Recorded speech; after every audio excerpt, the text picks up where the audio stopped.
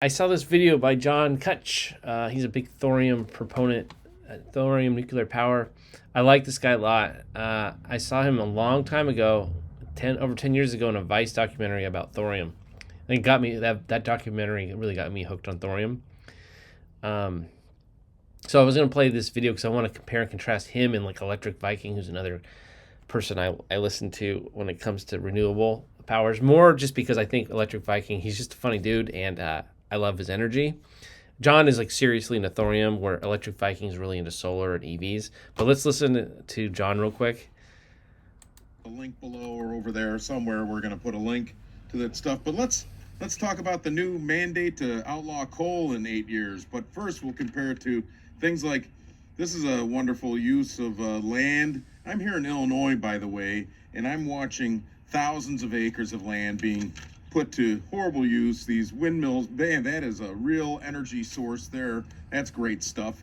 And things like this, I collect these because I'm a glutton for punishment. Oh, look, that's a great development in energy.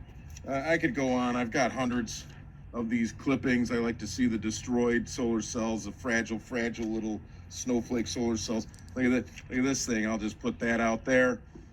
So we got a little hailstorm causing complete damage in Puerto Rico, where they could afford at least. There's a good use of land. How much should they cut down there? All of it. They cut down everything so they could have some worthless intermittent energy. The reason I'm going on this little tirade here, that's a good use. Beautiful stuff right there. They want to get rid of coal in 8 years, but how are we going to replace the 30 to 40 to 50% of the energy? We're not going to do it with that stuff. This junk here, endless maintenance. Didn't remember that, did you?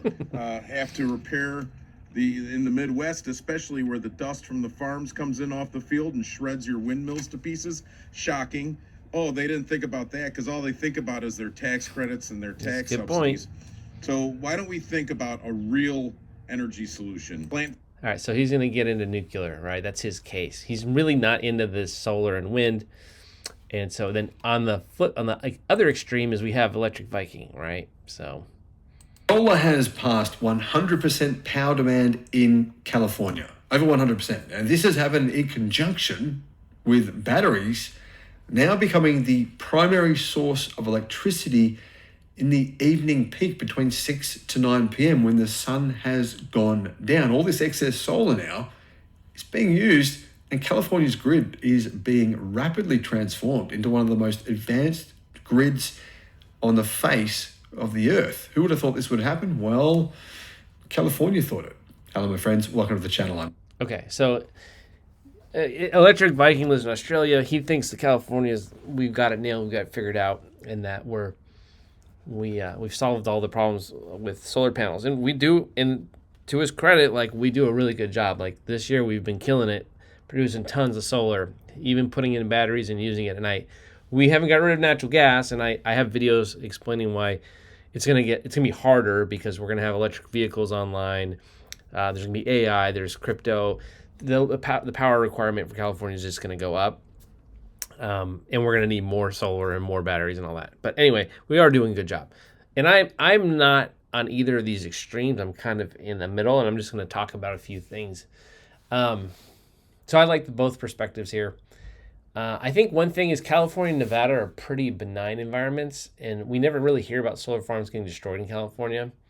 I can see in the Midwest or in the center of the U.S. weather being a huge problem for solar panels, like hail, tornadoes, huge storms in general. That can cause some problems.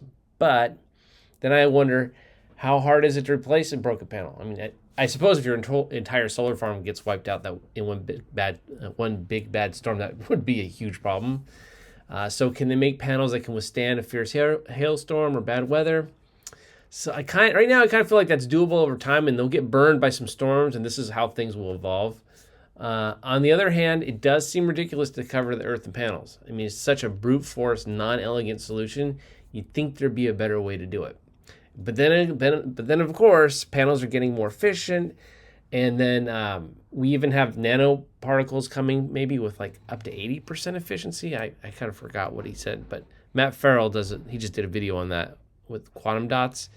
and they are just a different way to get more energy out of the sun, right? And so this might really break through that 30% efficiency limit. Still, in research and development phase, but kind of interesting. Like panels are getting better and better and better and cheaper and cheaper and cheaper. So I'm like, whoa, let the panel tech go. Let's see where it can go. Also, I did a post a while back on horizontal solar panels. You can still pick up light from horizontal surfaces.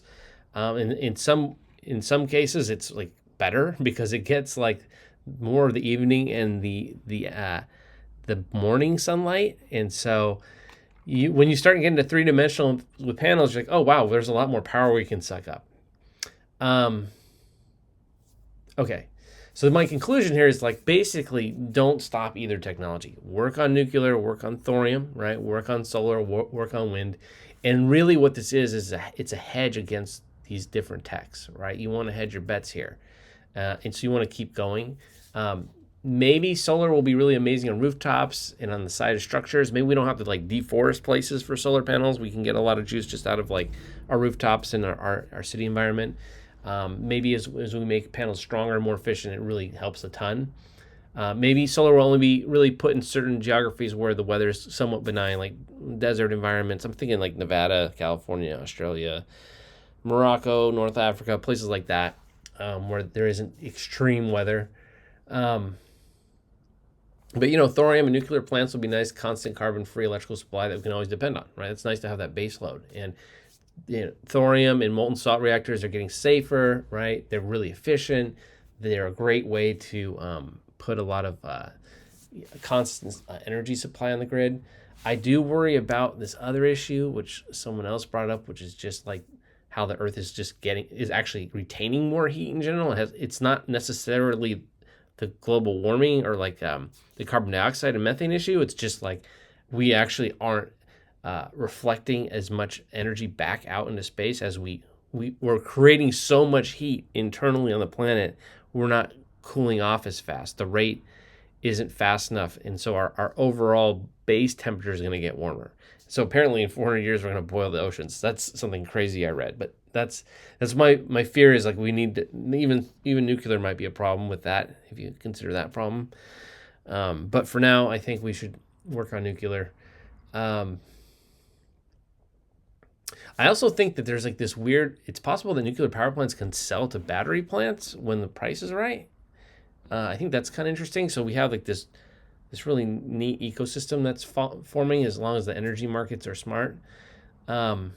So maybe that's what we want. We just want diversity in our carbon-free technology. But I wanted to show these extremes because I think they're kind of fun to look at, and they're both great points. And I don't know, just leave some comments. Tell me what you think.